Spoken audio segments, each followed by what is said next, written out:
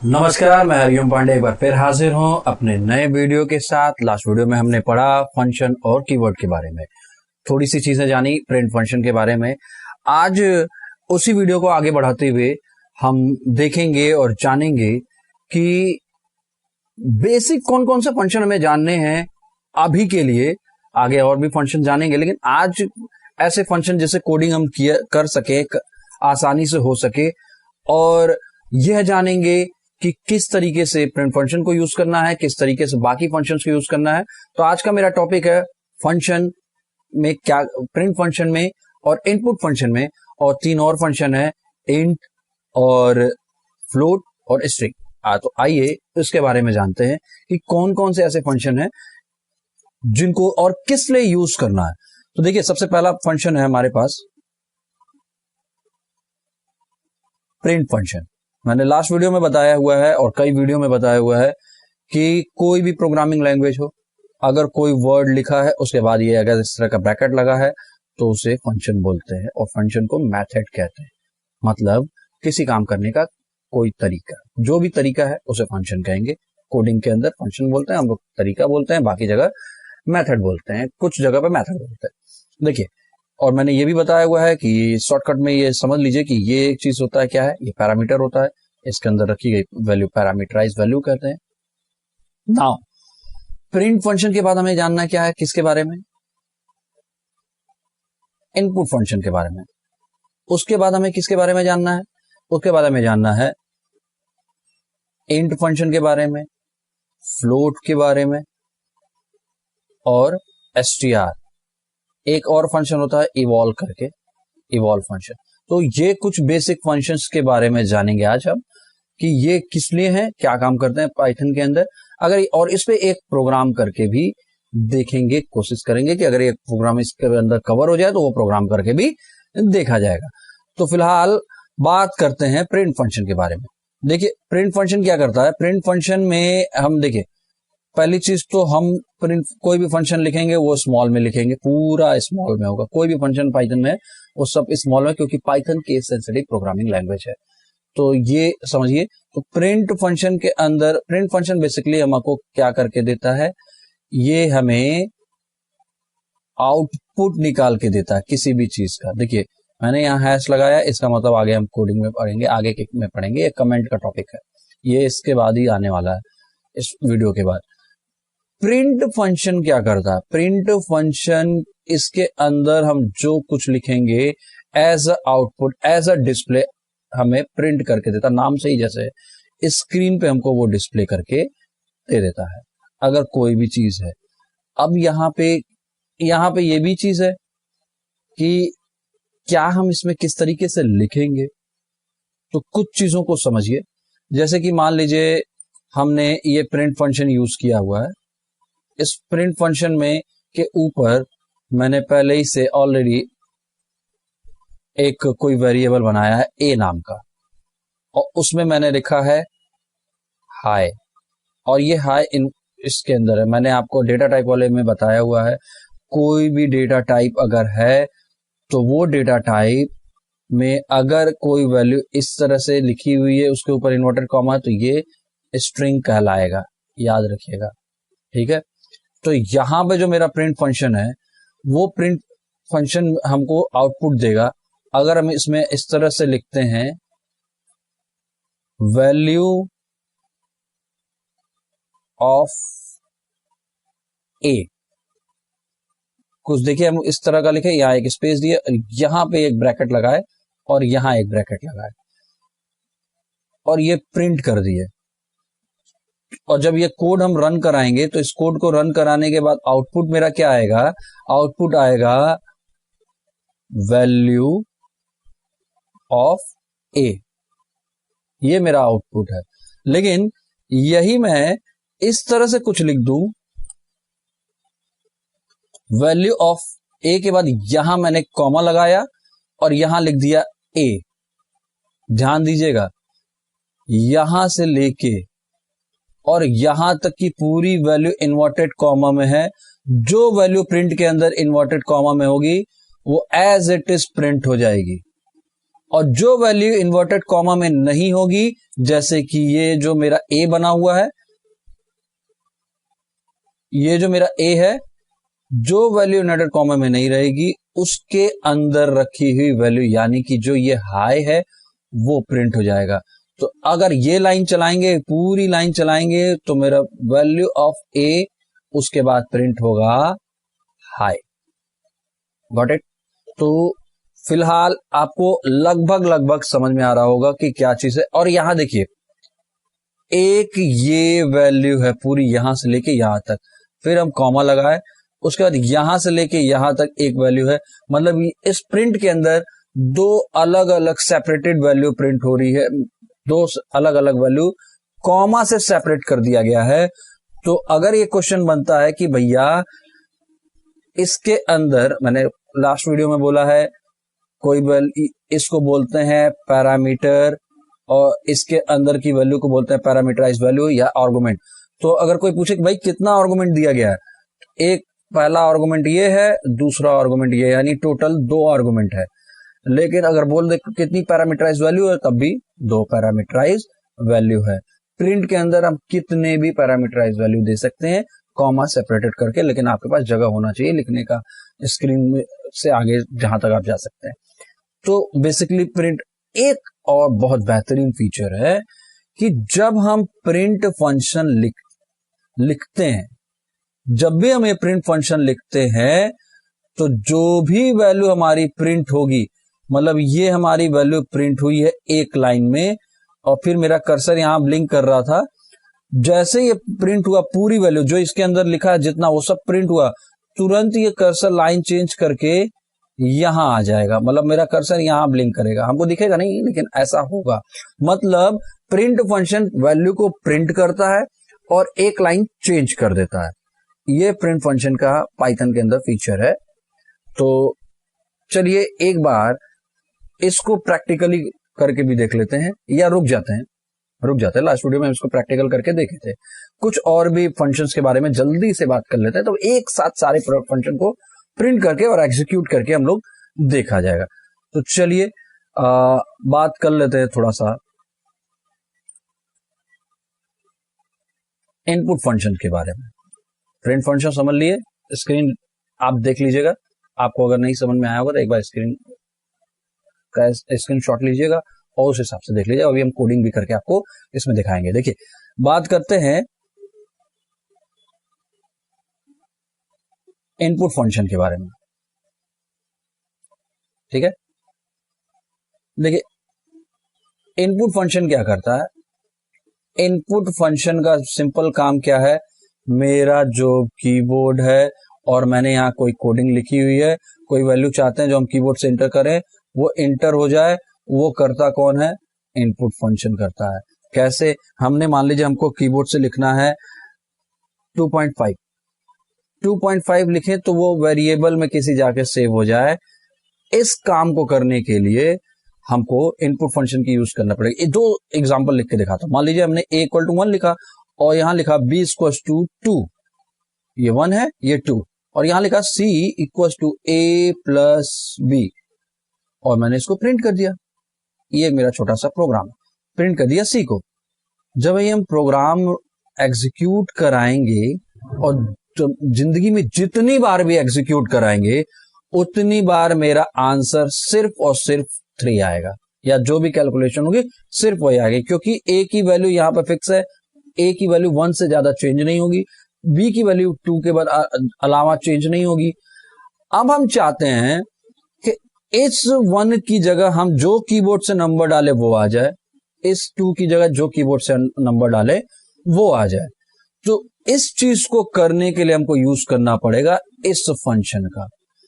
अब इसका एक फीचर मान लीजिए या ड्रॉबैक समझ लीजिए, इसको जब हम यूज करेंगे तो जो भी डेटा इसकी वजह से आके इस वेरिएबल में सेव होगा, उसका बाय डिफॉल्ट डेटा टाइप होगा स्ट्रिंग में।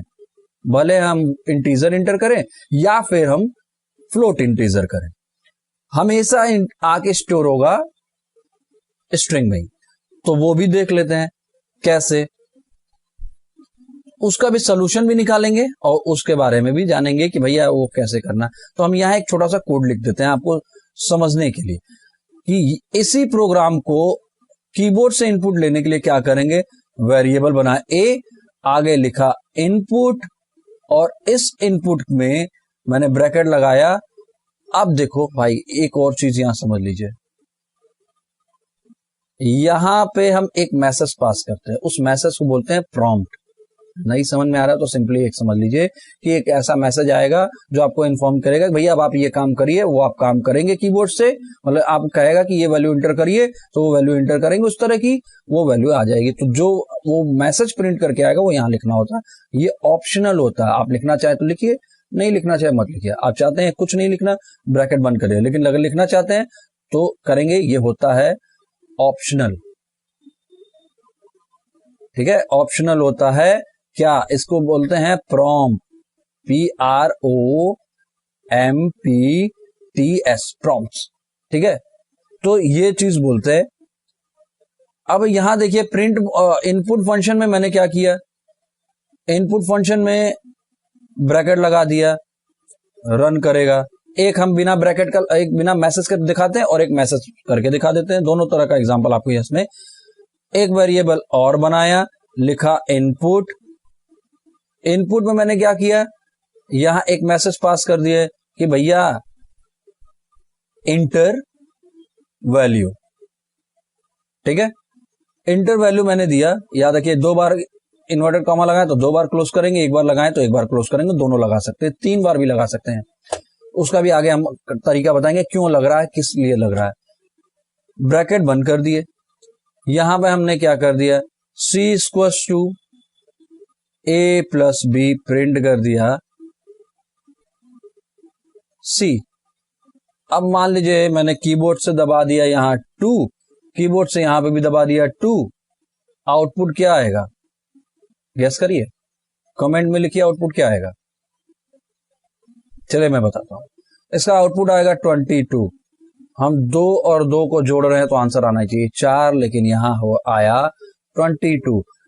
क्यों हुआ, क्योंकि मैंने आपको यहां बताया है जब कीबोर्ड से कोई भी वैल्यू हम इनपुट कराएंगे इस वेरिएबल में तो उसका बाय डिफॉल्ट डेटा टाइप होगा स्ट्रिंग।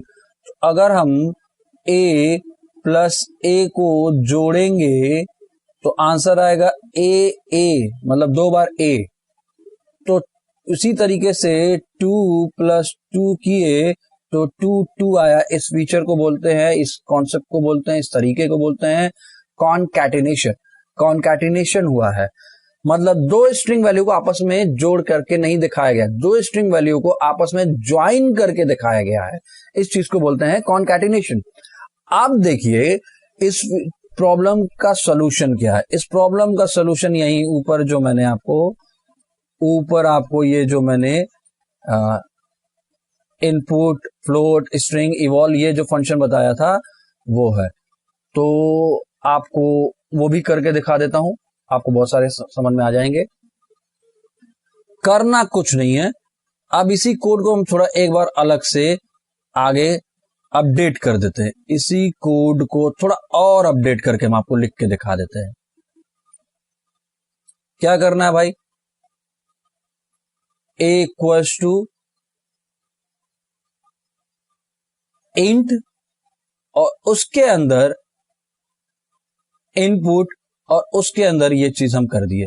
एक बार यहां ओपन किए हैं तो 2 ब्रैकेट इधर खुला है तो 2 ब्रैकेट क्लोज भी होगा।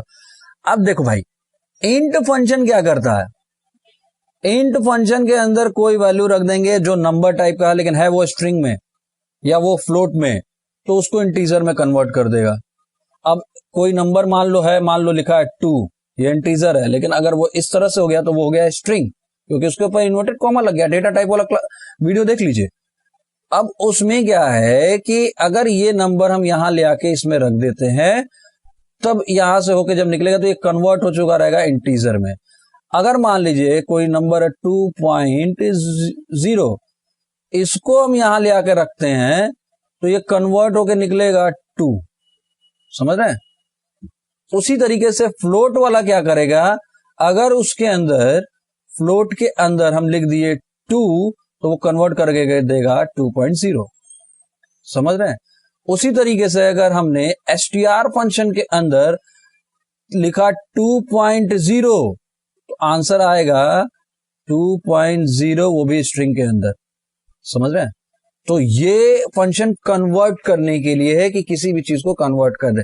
तो यहां देखिए मैंने लिखा है इंट, उसके अंदर मैंने इनपुट जो वैल्यू को कीबोर्ड से लेके आ रहा है उसी को पूरा रख दिए है, तो उससे कन्वर्ट हो गया है।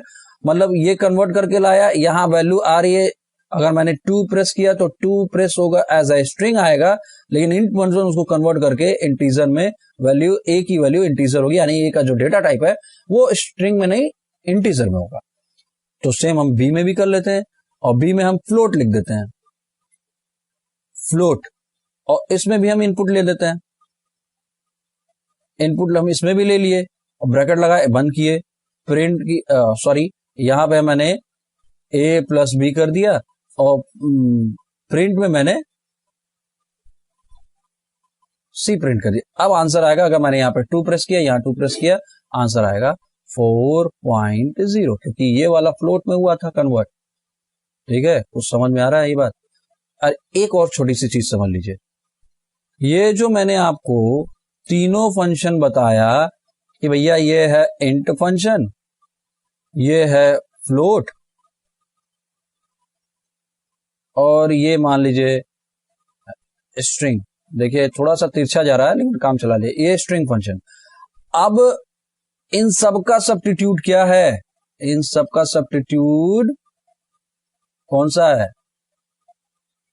Evolve function. ये भाई साहब क्या करेंगे, जो चीज इसमें इंटर करोगे उसी डेटा टाइप में कन्वर्ट कर देंगे। कोई वैल्यू रखे स्ट्रिंग में तो स्ट्रिंग में ही रहेगा, वो तो बाय डिफॉल्ट है, लेकिन कोई वैल्यू रख दिया आप 2 में और वो स्ट्रिंग आ रही है, क्योंकि कीबोर्ड से डायरेक्ट स्ट्रिंग आती है, तो वो इंटीजर में कन्वर्ट करके देंगे। अगर कोई फंक्शन, और इसके अंदर कुछ भी आप लिखेंगे वो जिस तरह का डेटा टाइप है उसी तरह का रहेगा। और इसके अंदर आपने कोई वैल्यू ऐसे लिख दी, मान ली आपने लिखा इवॉल्व 2 + 2 इक्वल टू ए, और ए को प्रिंट कर दिए, तो आंसर क्या आएगा? 4। ये कैलकुलेट करके भी सेव करेगा। तो चलिए अब थ्योरी पार्ट से थोड़ा सा प्रैक्टिकल की तरफ चलते हैं, थोड़ा सा इससे रिलेटेड कुछ कोडिंग कर लेते हैं। तो मल्टी लाइन कोडिंग है, तो मल्टी लाइन कोडिंग के लिए हम सीधा आ जाते हैं, न्यू फाइल बना लेते हैं आराम से। और न्यू फाइल के अंदर हम सबसे पहले एक वेरिएबल बनाते हैं, ए नाम का। हम किसी भी नाम का वेरिएबल बना सकते हैं, वेरिएबल वाले वीडियो में आपको अच्छे से मिल जाएगा, आपको देख लीजिएगा। ए इक्वल्स टू हमने लिखा इनपुट, सबसे पहले मैं देखिए कन्वर्ट करूंगा नहीं, पहले आपको लिख के दिखाऊं। इनपुट ब्रैकेट लगाया, मैं दोनों तो जो जैसा था वैसे ही करके दिखा रहा हूं, दोनों मॉडल को करके दिखाऊंगा। इनपुट स्ट्रिंग के अंदर इंटर वैल्यू, ये चीज मैंने लिख दी, ब्रैकेट बंद कर दिया, सी।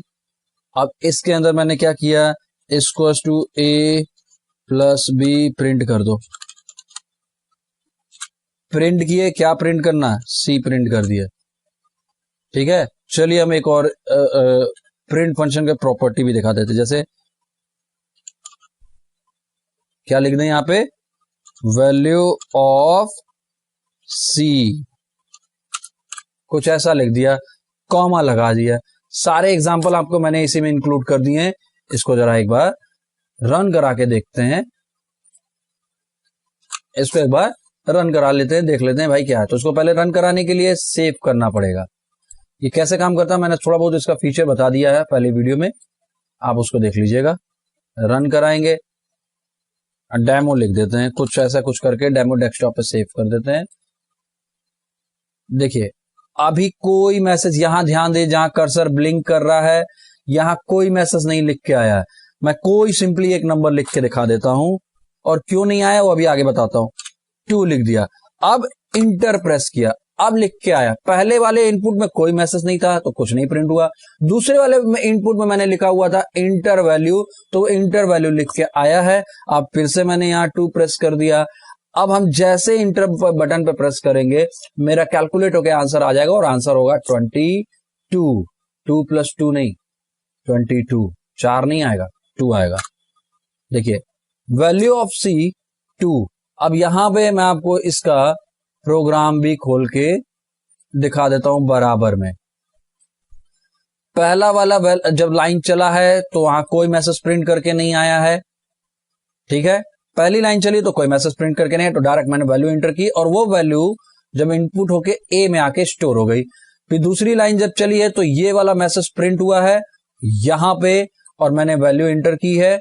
वैल्यू जैसे एंटर किए हैं वो वैल्यू यहां आके स्टोर हो गई है बी के अंदर। उसके बाद सी एक वेरिएबल बनाया जिसमें ए प्लस बी यानी ये वैल्यू और ये वैल्यू को, मतलब ए की वैल्यू और बी की वैल्यू को ऐड कर दिया गया है। अब प्रॉब्लम कहां आ गई, जब इनपुट फंक्शन हम यूज करते हैं तो input function by default string value लेता, चाहे कुछ भी आप एंटर करिए। तो 2 जो एंटर किया वो इंटीजर में नहीं था, स्ट्रिंग में था। दूसरा 2 जो एंटर किए वो भी स्ट्रिंग में था। तो जब स्ट्रिंग और स्ट्रिंग को प्लस करते हैं तो उसको बोलते हैं कॉन्कैटिनेशन। वहां ऐड नहीं होता, ज्वाइन होता है। तो इस वजह से 2 और 2 को ज्वाइन करके एज इट इज प्रिंट कर दिया 22 की तरह, ठीक है। अब यहां पे देखिए, यहां पे प्रिंट में मैंने एक मैसेज प्रिंट कराया जो यहां से यहां तक प्रिंट हुआ है। उसके बाद मैंने सी लिखा है, सी की वैल्यू यहां कैलकुलेट होके आ रही है, वो वैल्यू यहां कैलकुलेट होके प्रिंट हो गई। अब इंट फंक्शन का हम कैलकुलेशन करेंगे। अगर हम यहां लगा दिए इंट ब्रैकेट लगा दिए और आखिरी में 2 ब्रैकेट ओपन किए तो 2 ब्रैकेट क्लोज कर दिए और सेम यहां पे हमने फिर से इंट लिख दिया और यहां ब्रैकेट लगाए और यहां पे लास्ट में मैं जाके इसको क्लोज कर दिया। अब रन करेंगे तो देखिए मेरा आंसर क्या आएगा। कोई मैसेज प्रिंट नहीं कर रहा है। फिर से मैंने 2 एंटर किया, फिर से वही मैसेज प्रिंट हुआ सेकंड लाइन का। फिर मैंने 2 प्रेस किया, जैसे करेंगे आंसर आएगा 4, क्योंकि जो अब वैल्यू आ रही है वो इंटीजर में कन्वर्ट होके आ रही है। अगर यहीं पे हम इंटीजर की जगह फ्लोट लिख देते, फ्लोट, अब इसको रन करा के दिखाएंगे। ये देखिए आंसर 2.0। आज के वीडियो में इतना ही। अगर समझने में कोई दिक्कत हुई हो या आपको लगा होगा कोई पार्ट छूट गया है या कहीं कोई प्रॉब्लम है तो आप कमेंट कर सकते हैं और आप हमें इंस्टाग्राम पे भी कांटेक्ट कर सकते हैं। किसी भी तरह की कोई प्रॉब्लम हो कमेंट में आप दे सकते हैं, हम आपको लिंक प्रोवाइड करेंगे, वहां ऑनलाइन क्लासेस चलते हैं, वहां पे भी आप आ सकते हैं। आज के लिए इतना ही। अपना ख्याल रखें। जय हिंद, जय भारत।